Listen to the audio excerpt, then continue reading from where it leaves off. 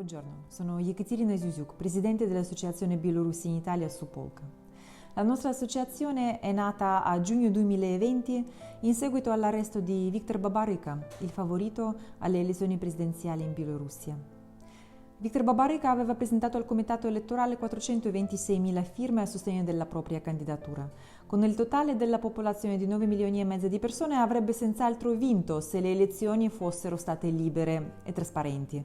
Per questo motivo Viktor Babaryka era ritenuto un avversario troppo pericoloso per Alexander Lukashenko, in carica da ben 27 anni. L'arresto di Viktor Babaryka ha fatto capire a tutti i bielorussi che il regime dittatoriale era disposto a fare di tutto pur di non permettere ai cittadini di votare per qualcuno di diverso dal solito personaggio baffuto. La diaspora bielorussa di tutti i paesi ha sentito un unico richiamo all'azione: informare la società e le istituzioni internazionali delle gravi violazioni dei diritti umani che stavano succedendo e sarebbero successe nel nostro paese. Da giugno 2020 abbiamo fatto centinaia di manifestazioni in tutto il mondo e decine di manifestazioni in Italia. Non era mai successo prima. Purtroppo non è stato possibile prevenire l'ineluttabile. Le brutali violenze delle forze dell'ordine scoppiate subito dopo le elezioni del 9 agosto 2020 hanno portato a 12 morti, minimo 4.600 torture, quasi 5.000 procedimenti penali politicamente motivati e 37.000 di arresti. Le inchieste a carico dei responsabili di questi delitti invece sono a zero. Con l'inizio dell'anno accademico, il 1 settembre 2020, in diverse università della capitale bielorussa si sono creati i movimenti studenteschi che si esprimevano contro le violenze delle forze dell'ordine e contro i brogli elettorali. Gli studenti si sono uniti alla protesta pacifica, facendo sit-in nelle facoltà e sfilando sulle strade di Minsk nei cortei. Le autorità hanno subito individuato gli attivisti e li hanno puniti in una maniera esemplare. 160 studenti sono stati espulsi dalle università, quasi 500 sono stati arrestati, contro 51 sono stati aperti procedimenti penali politicamente motivati. Giovedì 12 novembre 2020, noto come il Giovedì Nero, le forze dell'ordine hanno fatto un vero e proprio raid contro gli esponenti del movimento studentesco. Hanno fatto perquisizioni a tappeto e arrestato 10 attivisti che sono stati condannati a 2 anni e mezzo di reclusione per aver partecipato alle proteste pacifiche.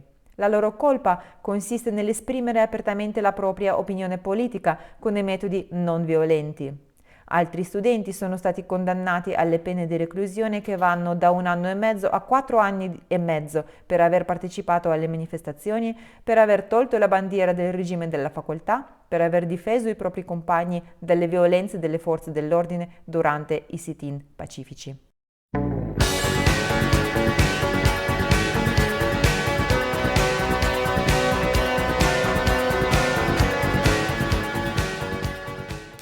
Anche se la Bielorussia non fa più notizia, non significa che la situazione sia rientrata. Il regime bielorusso sta asfaltando la protesta pacifica ormai da oltre 1 anno. Le repressioni in corso e l'azzeramento totale della legge sono paragonabili a quello che stava succedendo in Italia, in Germania e nell'URSS negli anni 30 del secolo scorso.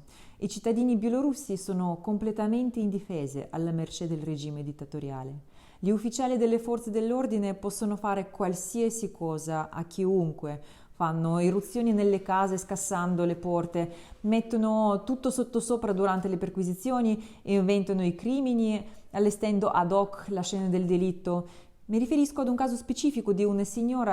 Questa donna è stata accusata di una manifestazione non autorizzata mediante la bandiera bianco-rossa, esposta nelle finestre della propria abitazione al fine di esprimere il proprio dissenso con le autorità, perché è proibito.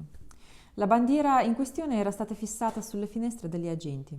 Il risultato di questo addobbo politico è la condanna reale a 30 giorni di reclusione da scontare nelle condizioni disumane riservate ai prigionieri che stanno scontando le condanne politicamente motivate.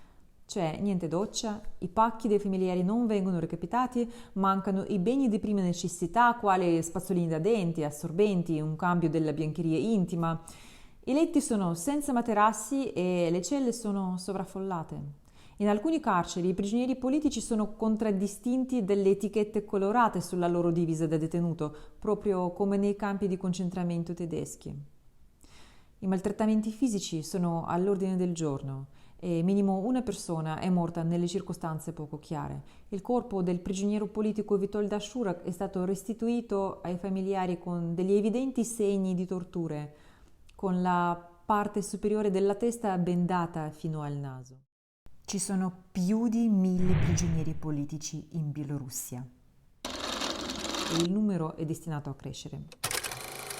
Come l'Associazione Bielorussi, il nostro sostegno della società civile in patria si dispiega principalmente su 2 versanti. Il primo è l'informazione e la sensibilizzazione dell'opinione pubblica italiana e il secondo sono gli aiuti umanitari alle vittime delle repressioni politiche in Bielorussia, ovvero i prigionieri politici e le loro famiglie e gli espatriati che hanno dovuto lasciare il paese a causa di persecuzione. Grazie al sostegno dell'ISCOS e della CISL riusciamo a portare avanti la nostra causa in una maniera più efficace su entrambi i fronti. La campagna dei braccialetti Bielorussia Libera ci aiuta a raccogliere i fondi che andranno utilizzati per sostenere le vittime delle repressioni. I braccialetti bianchi sono un simbolo delle elezioni 2020 e li indossavano tutti quelli che hanno votato per Svetlana Tikhanovskaya. Soprannominati i braccialetti dei cambiamenti, fanno riferimento al brano del cantautore russo Viktor Tsoi scritto nel 1989 ma diventato la colonna sonora della protesta pacifica bielorussa del 2020.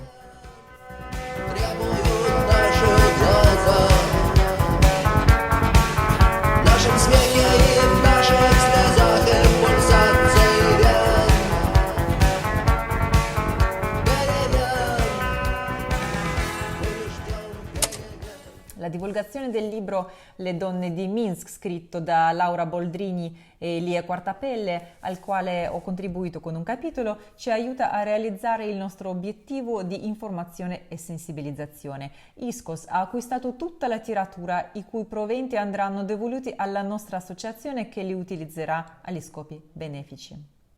Vorrei ringraziare il presidente della ISCOS nazionale Vincenzo Russo e gli amici Gianni Aliotti e Paolo Greco, referenti nazionali della campagna Bielorussia Libera per la rete ISCOS.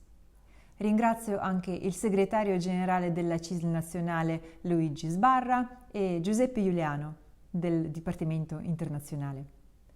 Viva la Bielorussia! Живе Беларусь!